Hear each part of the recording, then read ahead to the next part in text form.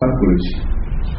অদ্ভুত এক মানুষ, ওনার কাছে পরিষ্কার মনে হয় যে আমরা ওয়েস্টার্ন নলেজ নিয়ে বহুদিন কাটিয়েছি এবং এই ওয়েস্টার্ন শিক্ষা মানে হলো আপনার কতগুলো ওয়ার্ড মঙ্গার কতগুলো দেশে যুদ্ধ না লাগলে পারে কিন্তু এই ধরনের এডুকেশন আবার হবে না।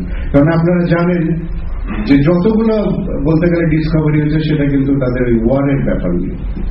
তো উনি বলছেন যে এখন আর ওই ধরনের ওয়ার হওয়ার কোনো স্কোপ নাই, সুতরাং আমাদের নতুন করে এই শিক্ষাটাকে দেখতে হবে। এবং আমিও মনে করি আসলে টুলস গুলো আমাদের কাছে আছে। আমি আতিক সাহেবের সাথে একমত, আসলে টুলস গুলো আছে, কিন্তু টুলস তো আমাকে আমার শেষ চাহিদাটা দেবে না। সুতরাং আমার টুলসকে আমার ব্যবহার করতে হবে যাতে ওই চাহিদাটা আমি সেই টুলসের মধ্য দিয়ে যাতে খুব সহজে নিয়ে আসতে পারি, অল্প সময়ে নিয়ে আসতে পারি। কিন্তু আমার জ্ঞানটাকেই কিন্তু মূলত ধরতে হবে, সেটাই হলো আসল জায়গাটা। যার জন্য আমি মাঝে মাঝে বলি যে হার্ডওয়্যার, সফটওয়্যার, হিউম্যান ওয়্যার, তিন মিললে হয় বিজয়। হার্ডওয়্যার, সফটওয়্যার, হিউম্যান ওয়্যার, তিন মিললে হয় বিজয়। মানুষই আসল তবু, নইলে পুরো। আপনারা যাই করুন না কেন এই সামনে মানুষগুলোকে দাঁড় করিয়ে রাখবেন, যে মানুষগুলো কিন্তু অর্ধ উলঙ্গ, মাঝে মাঝে খেতে পায় না। সেই মানুষগুলো যদি আপনাদের সামনে থাকে, আমি মনে করি আপনাদের প্রত্যেকটা সলিউশন মানুষের জন্য হবে এবং এটা সাকসেসফুল হবে, এইটুকু আমার বিশ্বাস। আপনাদের এইটুকু বলে এবং আমার পক্ষ থেকে বা আমাদের পক্ষ থেকে যা কিছু করা, কারণ আপনারাই করবেন, আপনাদের লিডারশিপ নিতে হবে। এখানে আমি সমুল সাহেবকে আর একটা স্পেশাল কি বলবো টাস্ক দিয়ে গেলাম যে ইউ টেক দ্য লিডারশিপ, এবং আপনারা একটা এক্সাম্পল দাঁড় করেন, আমরা সেটাকে ফলো করতে চাই। কিন্তু ওই কথা আর বলবেন না যে এটা করতে হবে ওইটা করতে হবে, ভাই হবে দিন শেষ। সবাই খালি, আমি তো বলি মাঝে মাঝে উপদেশ ভারাক্রান্ত এই দেশ, এত উপদেশ শুনি ভারাক্রান্ত হয়ে গেছে। আসলে কিছু করেন, করে দেখান, হাতে কলমে দেখান, উই উইল জাস্ট ফলো। এইটুকু আমি বলতে পারি যে এইটুকু গ্যারান্টি আমি আপনাদের দিতে পারি। তাতে আমার যদি মন্ত্রণালয় থেকে আমার চলে যেতে হয়, it doesn't matter to that. আসুন একবার আমি বলছি যে এই দরিদ্র দেশটাকে, মাঝে মাঝে খুব কষ্ট লাগে। আমি তো দেখেন একজন মুক্তিযোদ্ধা, আমার মাঝে মাঝে মনে হয় যে মরে গেলে বোধহয় ভালো ছিল, অনেক কিছু দেখতে হতো। কিন্তু আপনারা যারা বা আমি আজকে যে বেঁচে গেছি, আমার মাঝে মাঝে মনে হয় যে আসলে এটা ভালো হলো না খারাপ হলো বুঝতে পারি। তা আর একবার আপনাদের জন্য আমরা দাঁড়াতে চাই, এবং সেই দাঁড়ানোটা আমি বলছি এখানে আন্তরিকতার কোনো ঘাটতি নেই, এইটুকু আপনাদের বলতে। সবশেষে আমি একজন আত্মবিশ্বাসী মানুষ, আমি মনে করি বাংলার মানুষ আবার দাঁড়াবে এবং এই বাংলার মানুষ পৃথিবীকেও পথ দেখাবে। তাই আমার নেত্রীর কথা বলে আমি একটু কবিতা করে বলেই শেষ করি। স্বাধীনতার সুবর্ণ জয়ন্তী 2021 সাল, স্বাধীনতার সুবর্ণ জয়ন্তী 2021 সাল, বাংলাদেশ আরো উন্নত, ডিজিটাল। আপনাদের সবাইকে ধন্যবাদ।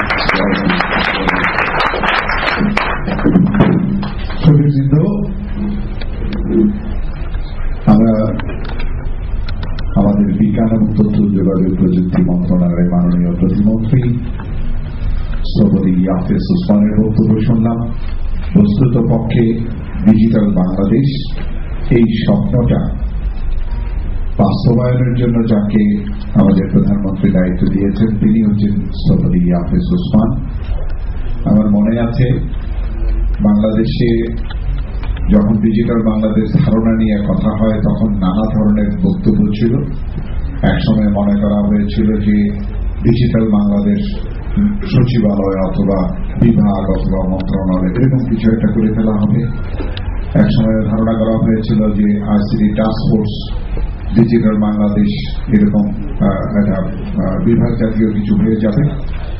কিন্তু আমরা লক্ষ্য করেছি প্রধানমন্ত্রী জননেত্রী শেখ হাসিনা অত্যন্ত স্পষ্টভাবে মনে করেন যে বিজ্ঞান এবং তথ্য যোগাযোগ প্রযুক্তি মন্ত্রণালয় তারই দায়িত্ব হচ্ছে ডিজিটাল বাংলাদেশের সমন্বয় করা এবং সমস্ত কিছু করা। সেই অর্থে আজকে আমরা তার কাছ থেকে যে বক্তব্যটুকু শুনেছি এটি কেবলমাত্র একজন আত্মবিশ্বাসী মানুষের, স্বপ্ন দেখা মানুষের, একজন মুক্তিযোদ্ধার স্বপ্ন নয়। বস্তুতপক্ষে বাংলাদেশের সাধারণ মানুষের কল্যাণে প্রযুক্তিকে ব্যবহার করতে পারা, সেই কাজটিতে তিনি গত 15 মাস যাবৎ কাজ করে গেছেন। এবং আমি বাংলাদেশ কম্পিউটার সমিতির পক্ষ থেকে ভাগ্যবান এই জন্য যে 15 মাস তার সাথে কাজ করার সুযোগ পেয়েছি।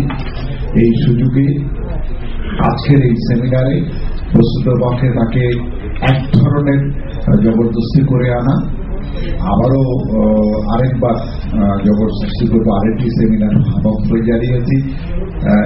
এই জন্য জানিয়েছি যে আসলে নিজেদের মানুষ, প্রিয় মানুষ যখন আমাদের মধ্যে থাকেন তখন মন খুলে কথা বলা যায়, যা চিন্তা করি সেটি প্রকাশ করা যায়, এবং সেটার প্রতিফলন যখন কাজে ঘটে, যখন দেখি যে তার কাজগুলো বাস্তবায়িত করার চেষ্টাগুলো হচ্ছে, তখন অবশ্যই ভালো লাগে। আজকে আমি আগেও বলেছি যে আমার ব্যক্তিগত একটি অভিনন্দন আছে। আজকে যারা এখানে আমাদের মেলার স্পন্সর হয়েছে, সেমিনারের স্পন্সর হয়েছে, তাদের জন্য যে প্রথম একটি মোবাইল অপারেটর তারা এমন একটি শব্দ বাছাই করেছে তাদের নিজেদের পরিচয়ের জন্য, যেটি আমার কাছে অবর্ণনীয়ভাবে সুন্দর মনে হয়েছে। রুহি, এর চেয়ে ভালো শব্দ আমার কাছে মনে হয়নি যে একজন মোবাইল অপারেটর এত সুন্দরভাবে তাদের পরিচয়।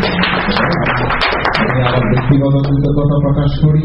আমরা তো সচরাচর বাংলা টকশোর ইংরেজি নাম রাখি, ইংরেজিতে লিখি। আমার একটি টকশোর কথা মনে পড়ছে, এটি 100% বাংলা টকশো, তার পেছনে লেখা আছে XCLUSIVE, এক্সক্লুসিভ এবং রোমান হরফে।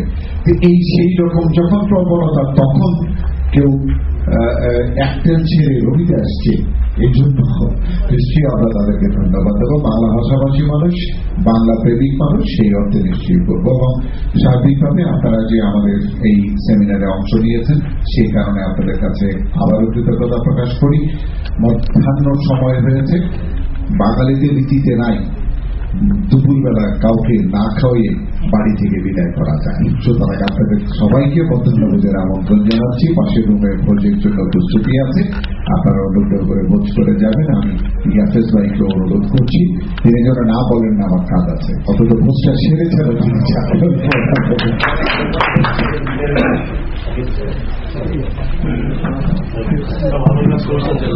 রবির পক্ষ থেকে আজকের এই সেমিনারে সবার সদস্যত্ব অংশগ্রহণের জন্য আপনাদের সবাইকে ধন্যবাদ।